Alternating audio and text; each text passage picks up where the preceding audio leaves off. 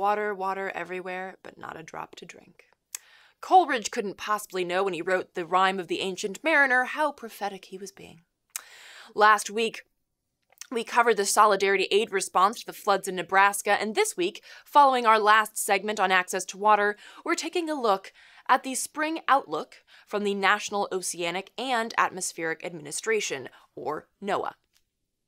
In the report released on March 21st, NOAA predicts that nearly 2/3 of the lower 48 states face an elevated risk for flooding through May, with the potential for major or moderate flooding in 25 states. More than 200 million people are at risk for flooding in their communities. 200 million. The U.S. is a country of roughly 320 million, and I'm no mathematician, but to me, that sounds like the majority of U.S. residents. But Eleanor, what the hell does this have to do with Coleridge and undrinkable water? Well, quite a bit, as it happens. Because one might be tempted to think that, oh, well, if there's so much rainfall that our streets are literally flooding, at least one upside will be that we'll have plenty of water, right? Unfortunately, the opposite is true. Floodwaters very often actually restrict access to potable water. Back in 2017, for instance, after Hurricane Harvey hit Houston, residents found themselves floating on and wading through a grotesque stew of toxic chemicals, sewage, debris, and waste.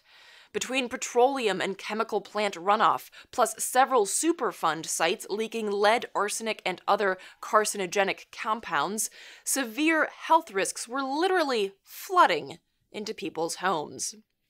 Officials had the helpful idea of telling folks, avoid floodwaters, as if that's something that we wouldn't do anyway, if at all possible.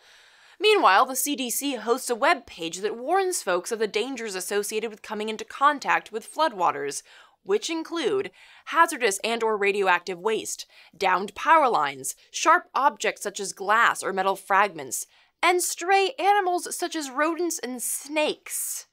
Now that is some shit that you don't even read about in the Bible. I mean, where are all the religious nuts on this one? God is talking to you. Dude must be pissed at how we're behaving. I mean, he's sending radioactive, electrified floods with pointy shards of glass and snakes in them. If you're into religious signs and that doesn't strike a chord, I honestly don't know what the hell will. And aside from the worse than biblical floodwaters rushing through your town, let's say that you're one of roughly 43 million Americans who uses well water, 99% of which comes from groundwater. Well, right out of the gate, pre-flood, more than 20% of you have contaminated water. According to the USGS, 23% of well water in the United States contains contaminants. And again, that's pre-flood. But take, for instance, the current and future flooding in the Midwest, and you have the potential for widespread groundwater contamination that could bring raw sewage from overburdened treatment plants, animal waste and pesticides from farm fields, and spilled fuel to 1 million private wells that supply drinking water to huge swaths of the rural Midwest. And if Houston's response is any indication of how cities will address these poisoned wells, we're screwed. After Hurricane Harvey hit Texas, Dr. David Percy, Houston's director of emergency medical services, told the press that in the city of Houston, we have folks that use well water, but we strongly recommend against it. And this will sound awful, we don't take responsibility for it. Cool, because neither do any of the industries that produce the toxic runoff, poisoning people's wells and contributing to that aforementioned worse than biblical floodwater stew.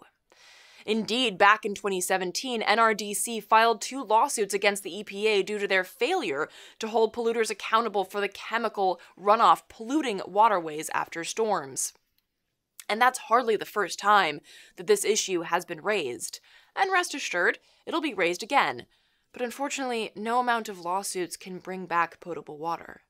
No amount of legalese can save millions of wells from toxic floodwater sludge.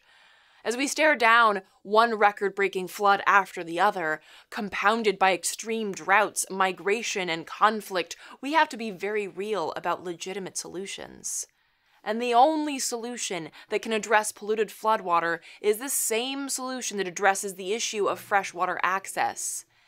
infrastructure and policy that places the needs and rights of people and planet over the profit motives of industry. Once again, it's about the right to water, not water rights.